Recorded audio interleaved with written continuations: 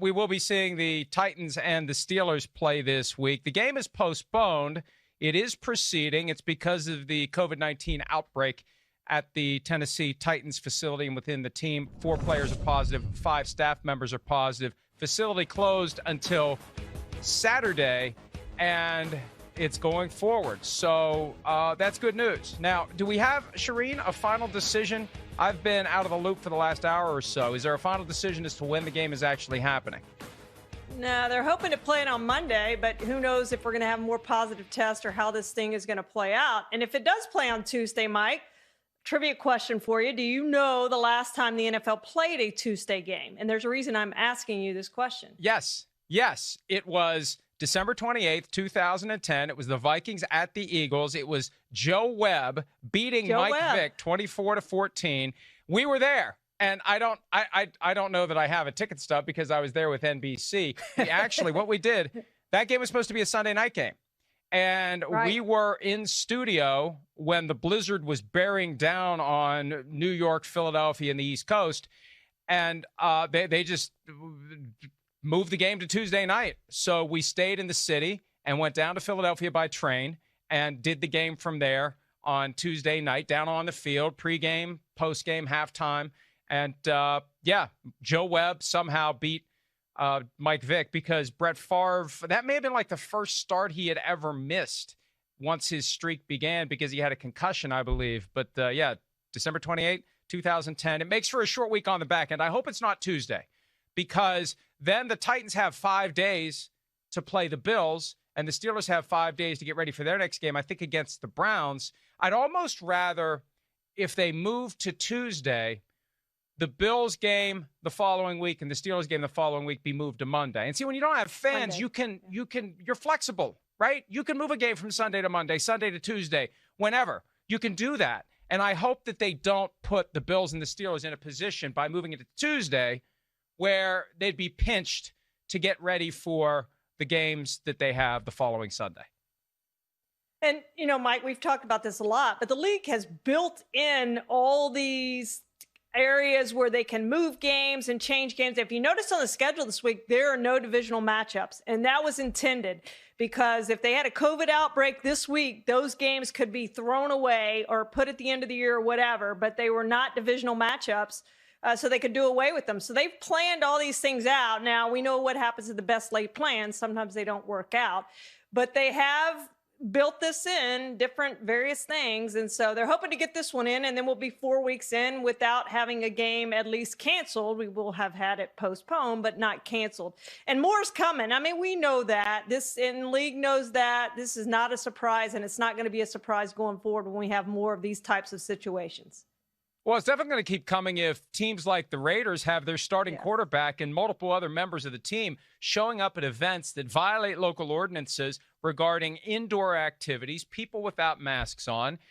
And they were concerned that kind of stuff would happen later in the year when teams are essentially eliminated from playoff contention, not in September when everyone's still alive. And they were concerned about guys at the bottom of the roster, young guys that would do stupid things, that would give in to youthful indiscretions, not the starting quarterback of the team who should know better. So the Raiders haven't announced whether or not they're doing anything about those players. They have the power to implement discipline. The problem is if they start disciplining guys, their starting quarterback is going to be caught in that same vice. And that is a major problem. And I'm not suggesting they're going to suspend anybody, but they have to do something. Otherwise, it sends a horrible message to everyone else in the locker room and the rest of the league that there aren't real consequences for this kind of behavior, which really is even more shocking than the Titans outbreak, because we knew it was inevitable there was going to be an outbreak.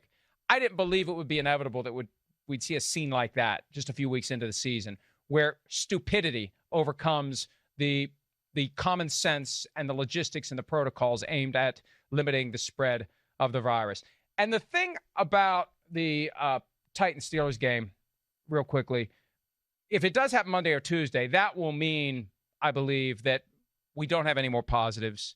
We don't have a further outbreak, because I think the delay to Monday or Tuesday is all about giving the Titans some fair opportunity to prepare for the game by having a couple of practices. But enough from us. Let's hear from the two head coaches who will be squaring off, hopefully on Monday or Tuesday, Mike Vrabel and Mike Tomlin of the Titans and the Steelers.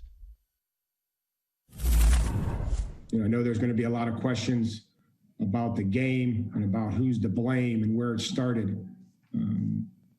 Nobody's to blame. We're in a pandemic. Unfortunately, things happen. John and I feel comfortable that since receiving the protocols in August, we've followed those by the letter, and that we were conscious of everything that we did. This is a very unfortunate situation, but one that we're confident that we will be able to handle safely with the football team and the players' best interest in mind. No mental issues for us. Regardless of all the variables that you mentioned, it was a Wednesday for us.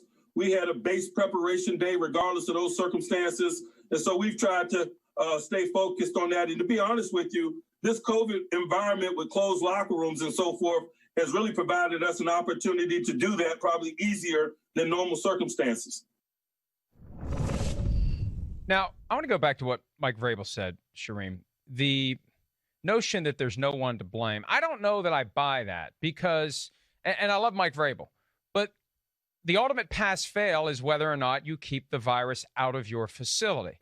Someone, when you have all of these protocols and the daily testing and the 6 feet and the contact tracers and the bracelets that vibrate if you get too close to somebody and the wearing of the masks and everything they're putting in place, someone either failed to design the right protocol because the protocols are supposedly designed to keep the virus out, or someone failed in the actual following of the protocol. The virus wins. And the question is whether or not this game is going to get scrapped and whether or not they can get it played and whether or not the facility is going to continue to be shut down.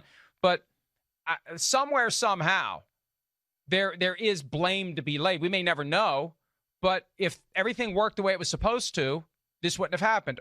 Or maybe there's an issue with the protocols. And if that's the problem, then they better fix them because you got 31 other teams that could end up in the same spot. Well, everybody right now, Mike, is pointing to Shane Bowen. And obviously he didn't make the trip. He tested positive Saturday morning. He's the outside linebackers coach and the defensive play caller for the Titans. And so he tests positive. He doesn't make the trip. We assume he tested positive. We don't know that for sure. He went into COVID protocol and didn't make the trip. So we're assuming now that he did test positive for it, and it was not a false negative, a false positive. And so here we sit now with the locker room. I don't want to say breakout, but it is a breakout, I guess, technically, counting the other personnel besides the players who have tested positive. So everybody's pointing the finger at Shane Bowen saying, all right, you brought this in. We don't know that, and we don't know how it started, but they do need to figure out where it started, how it was brought in, who has it, all those things, or if the protocols are working, if they need to do something else in that facility to make it better, because they're the first team, obviously, to have this happen during the season, so they need to figure it out. The Vikings are also affected because the Titans played Minnesota on Sunday. The Vikings clearly have no blame. They just happened to play the Titans. The Vikings are optimistic they can reopen their facility on Thursday. And the good news is, to the extent that anyone was positive on the field for the Titans on Sunday, the idea that the virus won't spread during games because of the open air or the high ceiling with the great ventilation, with the droplets dissipating quickly so infections can't spread among opponents. That's good news if we can even read that, into what happened between the Vikings and the Titans. Hi, I'm Mike Tirico, and thanks for watching. Make sure to hit subscribe for the latest news and highlights from NBC Sports.